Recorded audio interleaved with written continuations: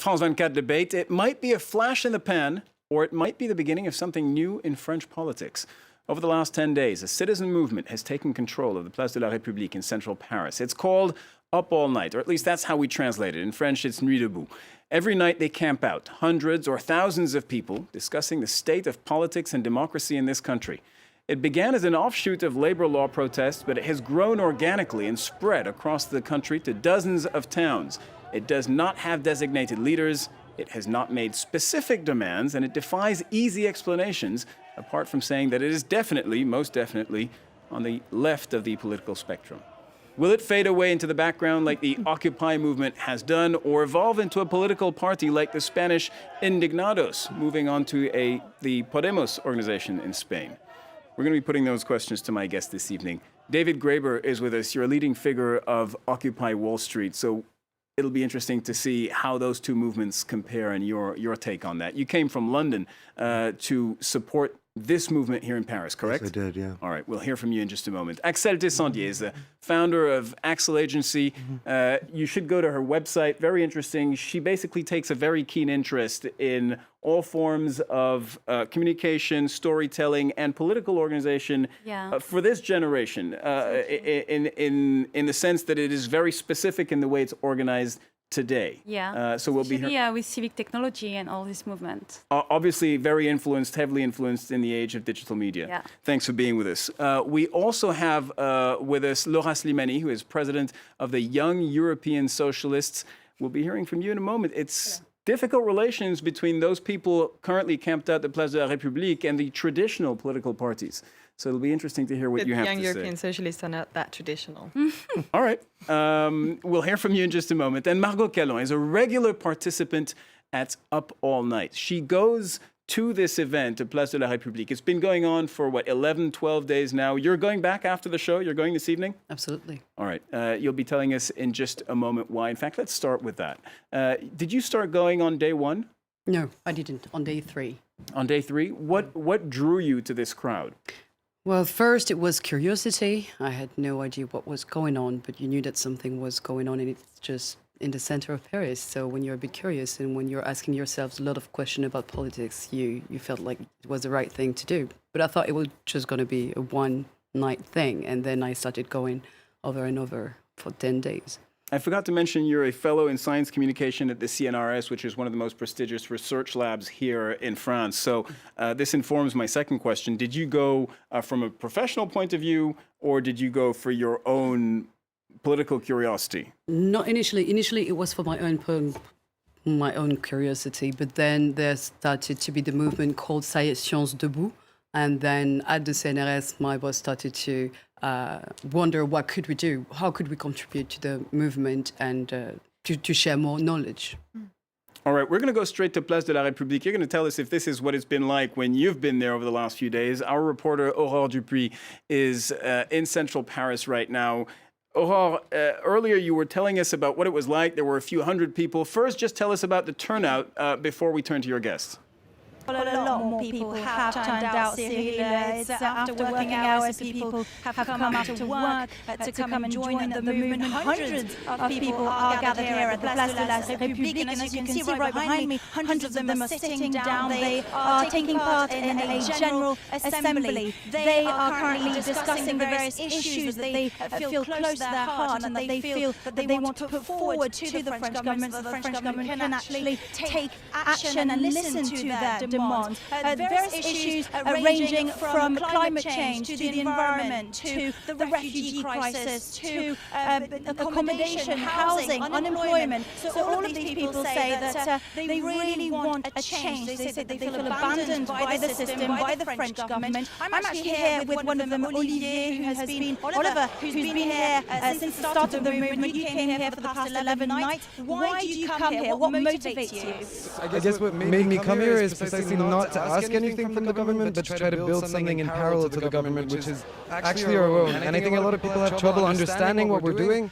And that's probably because they're not politicized in the same direction, which means I can't speak for the movement precisely because it's a self-organized movement. Everyone speaks for themselves. Right, the movement says that it's not a political movement, but it's actually carrying a lot of left-wing causes. I'm not sure who put forward the idea that it wasn't a political movement. I think it's an extremely political movement with many diverse different political forms taking place here on the square. And as you can see, we must be doing something right because the square is now totally surrounded by police, and they're not letting food in, and the whole day they've told us we couldn't reassemble here, and 5 of us were sitting in one space debating things, and they told us 5 people couldn't be in the same space at the same time.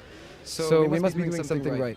What's the main issue that you're interested in? What do you want to debate about? Well, that's a complicated one. We probably should sit down and have a long discussion about that. But I guess anything ranging from climate change to global capital to financialization, I think that the Panama Papers that came out last week are proof that we are on the right track in what we're trying to debate here. Do you think the movement is actually going to work? Is it going to change anything here in France? I guess that even if it builds into like a parliamentary party such as Podemos or Syriza, that will be a small victory. And I guess if you guys are here interviewing me, that's a small victory.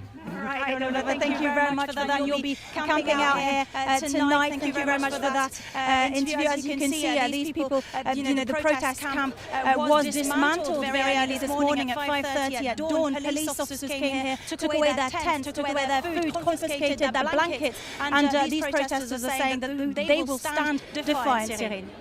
All right, Aurore Dupri, thank you very much. And we'll be very interested when we cross back to you, Aurore, to find out exactly what those people behind you are talking about. We saw what appeared to be thousands of people.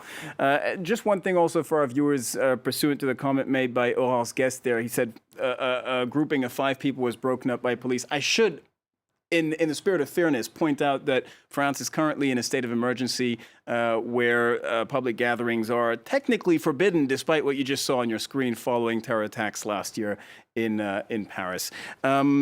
Let me go back to you, Margot. What you saw there, so that resembles, of course, the gathering at the Place de la République that you've been seeing over the last week. Well, I noticed a little difference. Usually we have a big sono and big mics and all, and there obviously has been taken It was more by subdued. the police, so we can feel that something has changed. I'm very relieved to see that there is as much people tonight again, because I was really scared. You were afraid the movement was petering out? Yeah, of course, because that's the point of this intervention. So I'm very happy and relieved, and I look forward to go back there. What is it that draws you to that crowd? Are you going to take part in those general assemblies?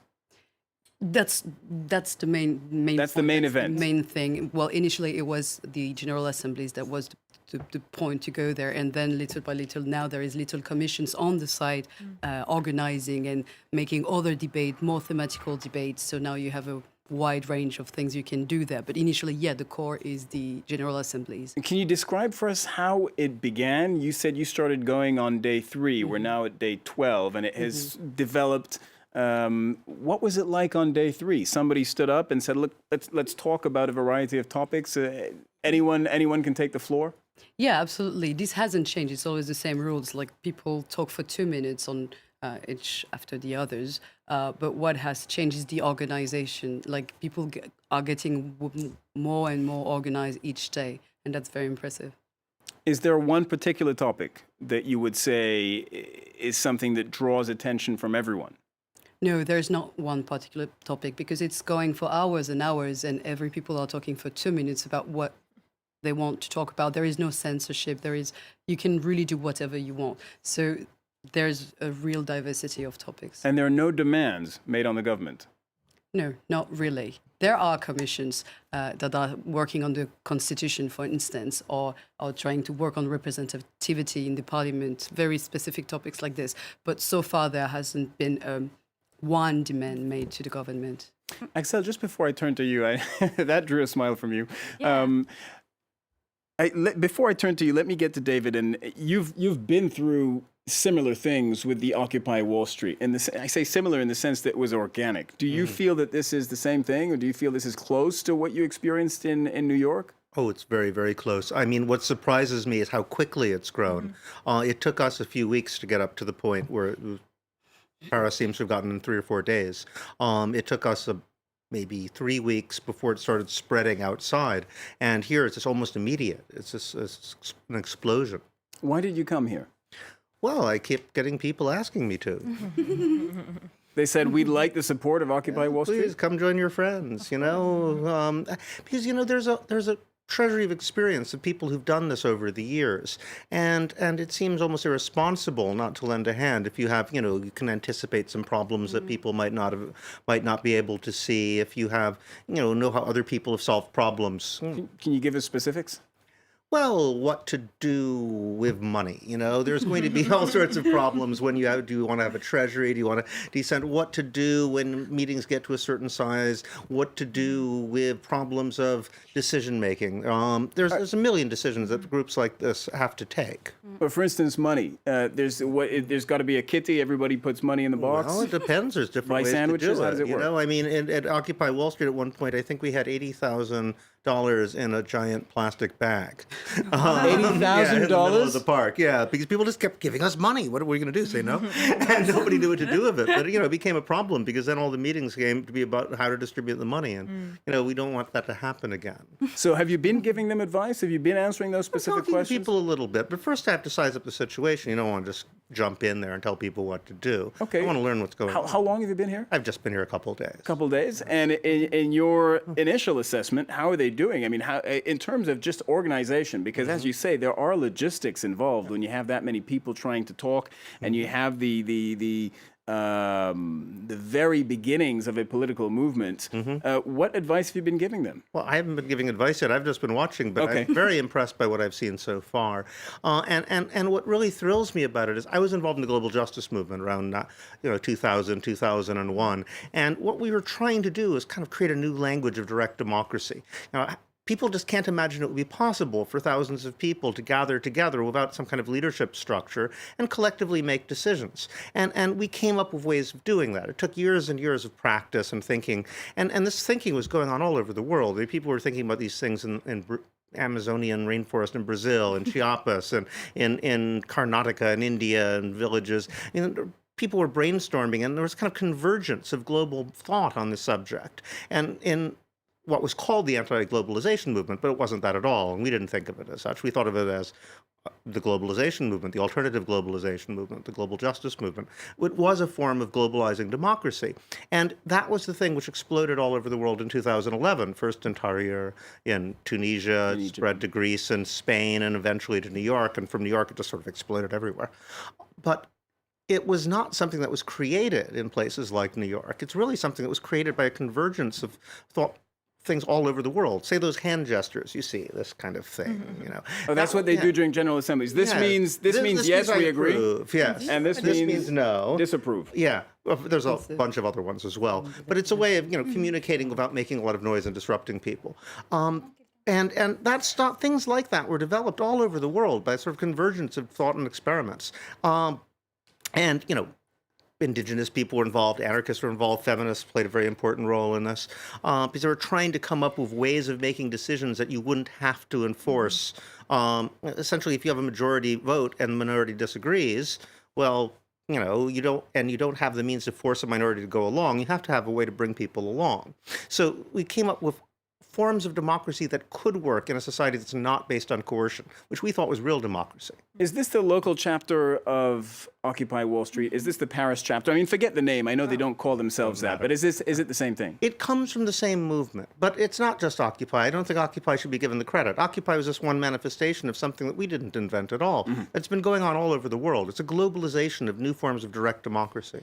Axel Descendier, you've been whispering over there, learning the signs. Because I was learning, I was learning what this means. Point of process. Right? This means no. It can be blocker, it can be I'm exploring, I just went there on Saturday, but I didn't stay so long, but I'm very curious about it. And you're also quite critical. No, not critical. I have question. No? I have question. It's funny because this morning I share a quote that say, vision without action is daydreaming, but action without vision is a nightmare. Fair enough. And so I'm questioning the vision. So is this a nightmare or is this daydreaming?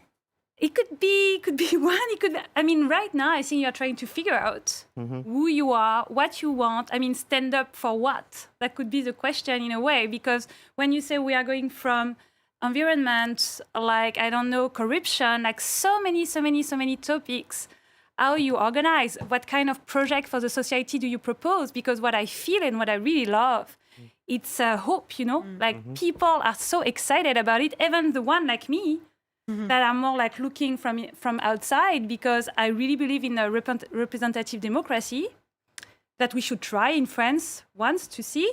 But direct democracy on a long-term basis, I think it's harder in a way. And also, you know, you have to talk from your perspective. Like, I don't know, for me, I was not attracted by it at the beginning.